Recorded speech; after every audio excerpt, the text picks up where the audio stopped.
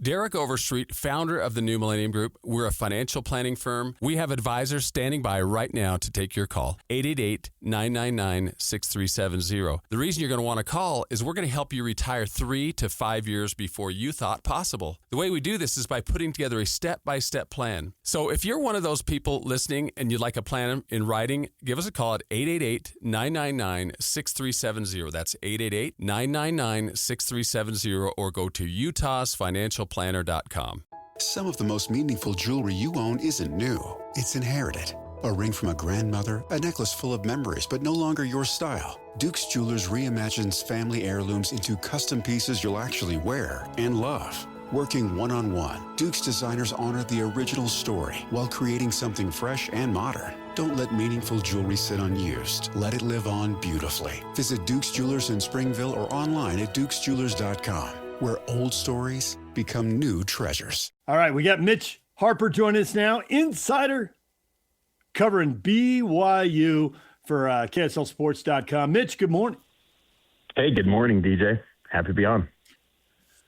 Mitch, we all want the dirt. What is the coolest, juiciest morsel you've heard so far? What's the best thing about spring ball? That is a great question. I would say, the juiciest thing would probably be maybe some of the changes that you're seeing with some of these with Kelly Papinga's defense, most notably probably the edge rushers maybe morphing more into outside backers. You're seeing like a Hunter Clegg kind of take on that hybrid role. And look, last year he was more of a bull rusher, kind of in the mold of a Tyler Batty. Clegg's leaned out a little bit. He's going to be more of that guy that you saw last year with Nusi Talmoy Payout, more of those type of body types. And I think that's something that's been a notable change in Kelly Papinga's defense, because, again, you're trying to identify what are the big changes between Jay Hill and Kelly Papinga, and K-Pop with his background with Bronco Mendenhall and the successes that he's had with linebackers, Fred Warner, Kyle Vanoy. They love the, pass rushing linebackers from his time with Bronco. And a lot of those guys are kind of morphing into that. But, it's been kind of a ho-hum spring ball, to be quite honest. And I think another aspect, though, is that Bear Bachmeier, is earning rave reviews. And I think that's something that's important for BYU, that he continues to take steps forward. But, yeah, pretty much, ho-hum spring for BYU. You would think that maybe with the loss of Jack Kelly that it would take a hit at the linebacker spot, because obviously he's really good and he was fun to watch. But they got a couple of transfers in combined with the returners that I can argue that the position is even going to be better than last year, right? I think so. I think that, Kedu Luave steps right in and is one of the top guys on the team and a leader of that team for sure, from coming in from Cal. And, Glasgow, when he gets fully healthy and he returns in fall, he'll be really good. And, someone that's really trending up in spring ball has been Miles Hall. He was someone that played 2 years ago in relief of Harrison Taggart late in the season. If you remember, 2 years ago when BYU was undefeated, I think it was that Kansas game, and he stepped in and also played against Arizona State. Didn't really see much time last year, but he's someone I think that's expected to take a big jump this year. And you still got, an Ephraim Asiat, if they can figure out, really what to do with him and really find if he can be an every down type of guy if asked upon. But they've got options. They've got depth, and linebacker's always been a position that BYU has had success with. And then you got these, hybrid guys like a Braxton Lindsey, too, who's a former 4-star recruit, picked BYU over Oklahoma. And so just things like that. I mean, I think that's one of the big things that catches my attention with this team is that it probably is, you've got the probably the deepest team that Kalani's had since he, took over the program in 2016. But I think more notably is that you've got, second, third string guys that look every bit the part of what a starter could have looked like years ago for BYU. And I think that's just something that's kind of caught my attention, the body types, the measurables, the cliches, but they really do have a lot of talent.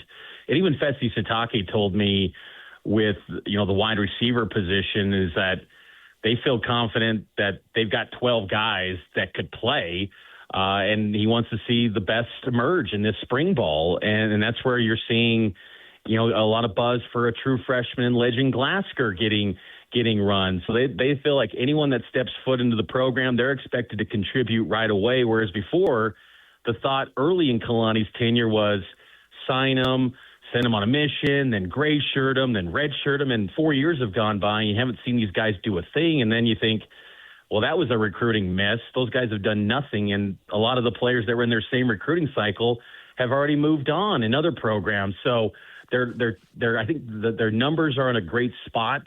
And that's creating this situation where they feel really good about the depth and linebackers at near the top of the strengths of this team in 2026. So let's go in the other direction. What position group would be at the bottom as far as depth, and where might there be a little nerves of, if there's injuries here?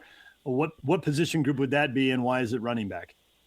I think it's definitely running back. I think that spot is cause for concern after LJ Martin. I think Sione Moa, the fact that he's competing and he's been going through all the team portions of practice, I think that's been significant because there was even questions going into spring if he was going to be able to go. He told me that he probably shouldn't have played in the Big 12 championship game last December, that was too soon from his injury with the compartment syndrome. I mean, again, that was just significant stuff.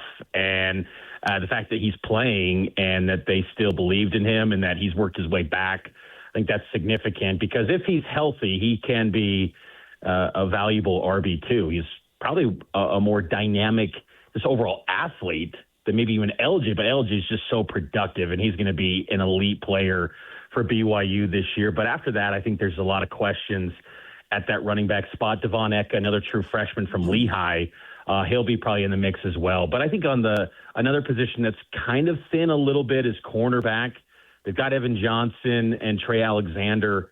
The third cornerback is probably, Mississippi State transfer Javen Williams. Javen Williams is interesting. He said that Kalani Sitake was really involved in his recruitment out of the portal to come into BYU, which kind of a different commentary than usual for BYU transfers.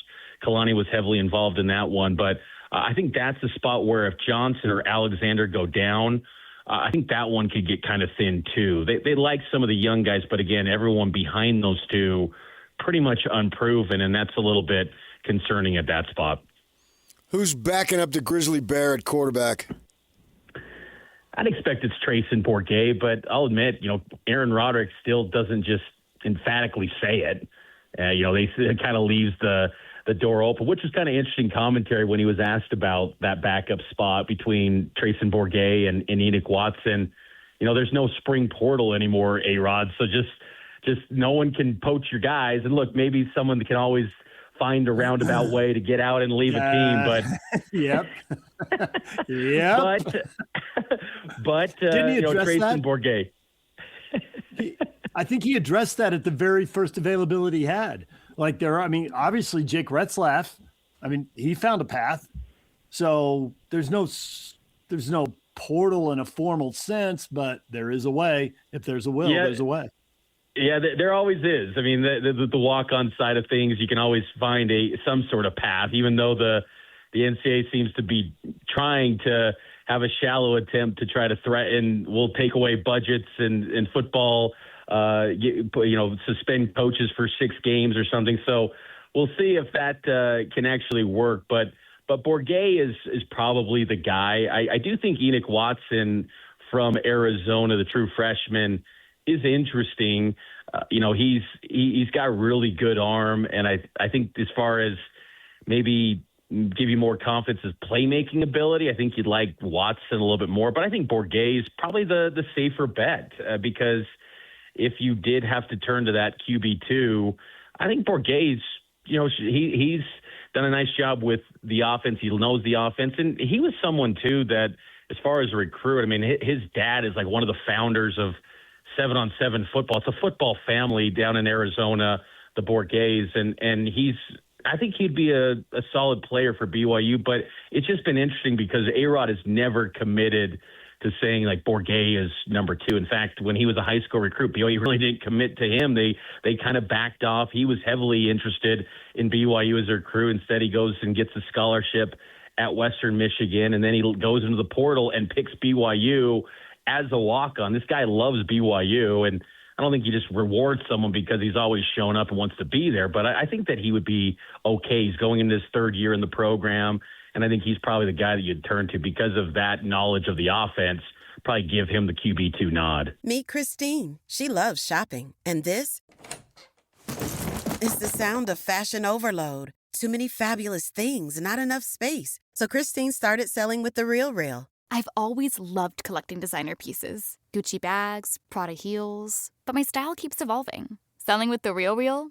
Game changer. I earn more, and they do everything. Seriously, just drop off your items or schedule a pickup. We handle the photos, descriptions, pricing, even shipping. You just sit back and watch your items sell. Fast. To our 38 million members. And I get peace of mind knowing I earn more selling with The RealReal than anywhere else. Exactly. That's the sound of your closet working for you. The RealReal. Earn more, save time, sell fast. And right now, you can get an extra $100 site credit when you sell for the first time. Go to therealreal.com to get your extra $100. Therealreal.com. That's therealreal.com.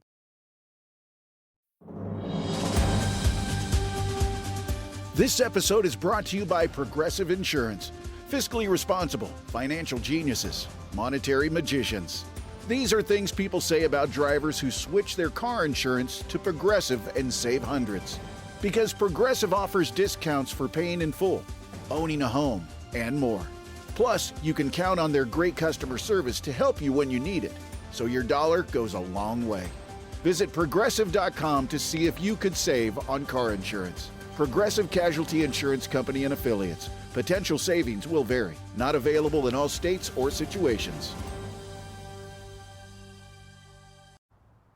Hey, sweetie, your mother showed me this Carvana thing for selling the car. I'm going to give it a try. Wish me luck. Me again. I put in the license plate. It gave me an offer. Unbelievable. Okay, I accepted the offer. They're picking it up Tuesday from the driveway. I haven't even left my chair. It's done. The car is gone. I'm holding a check. Anyway, Carvana, give it a whirl. Love ya. So good, you'll want to leave a voicemail about it. Sell your car today on Carvana. Pickup fees may apply. Switching a little bit to basketball, Mitch, the transfer portal is still a few days away from being open, but we've seen guys put their names out there, players at Utah and Utah State, but we haven't heard anybody from BYU. Have any idea what might happen? Yeah, that's to me going to be really interesting with BYU in the portal, and I think it's been noteworthy that they haven't had any sort of declarations that they've intended to go to the portal. I'd look at guys like a Dominique Diamande, a Tyler Maruss, Bidou Ahmed, coin flip guys. Like, how does the coaching staff view them, and do those guys want a bigger role? I think BYU wants to have retention. I mean, that has been a calling card with the football program. I think Kevin Young wants that too, to just kind of build off of, some of the successes that this team had. But again, they got to upgrade that bench, and in particular, they got to get more size, and they got to have more shooters. I think that the size, though, is going to be critical for this BYU team because they just really had no offensive firepower with Keita, Bidou Ahmed. Staten never played. He was dealing with a knee injury, and he's someone, too, that I would lump in that bucket of how does the coaching staff view him? How does he view his role going forward as these exit interviews continue? We'll say, though, these guys have been I think many of them want to be at BYU. I don't think it's a case of this locker room was disjointed or anything like that, or issues from that standpoint. I think this was a team that liked each other, like being, teammates with one another. I think it's just kind of a situation of, does this coaching staff's views of this player align with what they want to reach in the sport? Are they patient enough too?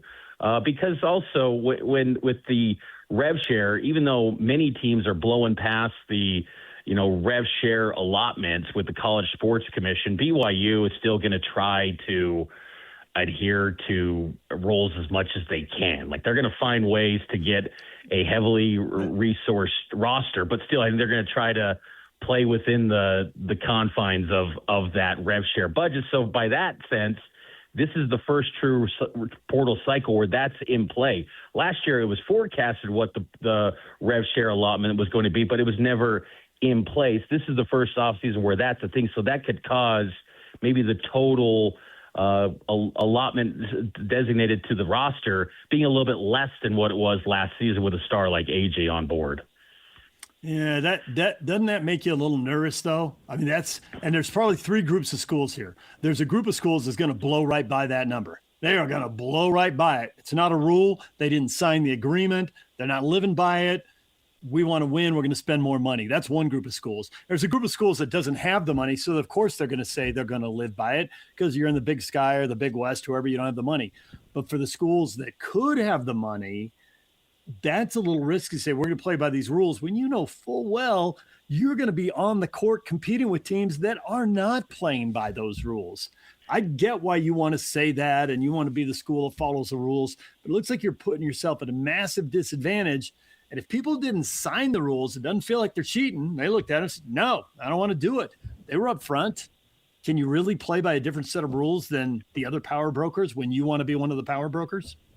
Well, then that's where you find those NIL, donors to find a lucrative NIL deal to kind of, build up the total budget. But from the rev share perspective, that's where it, gets a little bit cloudy, a little bit of a gray area for BYU.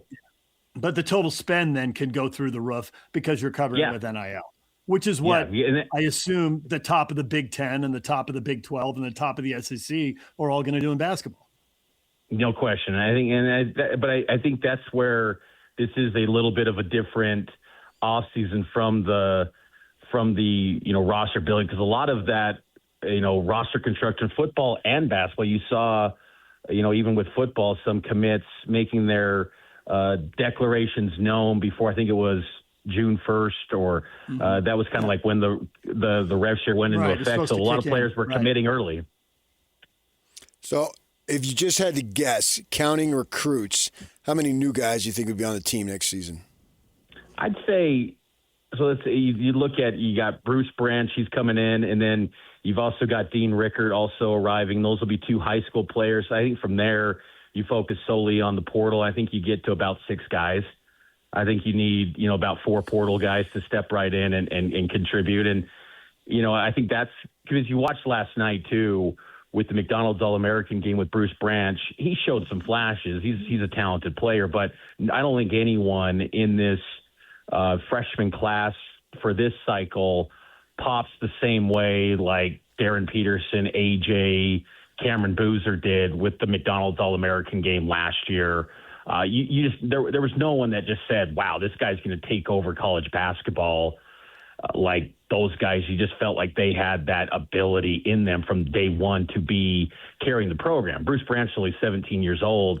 He's not going to be asked the same expectations I would expect as AJ was. Now, could he be an NBA guy? Absolutely. I mean, the body type is tailor-made for the type of guys that Kevin Young works great with. Catch and shoot guys that love to get on the glass and rebound and are good passers. I mean, Kevin Young thrives with those type of athletes, and he's going to be an NBA guy one day, but they need some, bona fide college stars, and that's where you go into the portal.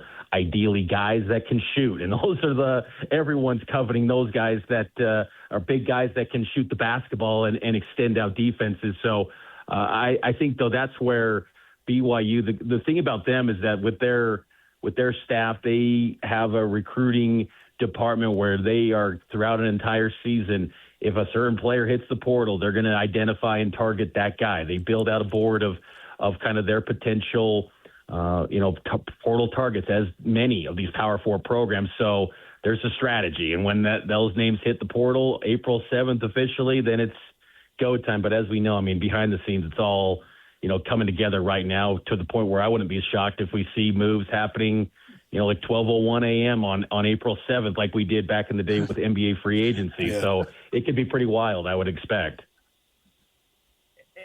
Kevin talked about shooting's a priority. He said that at the NCAA tournament. That was his immediate reaction.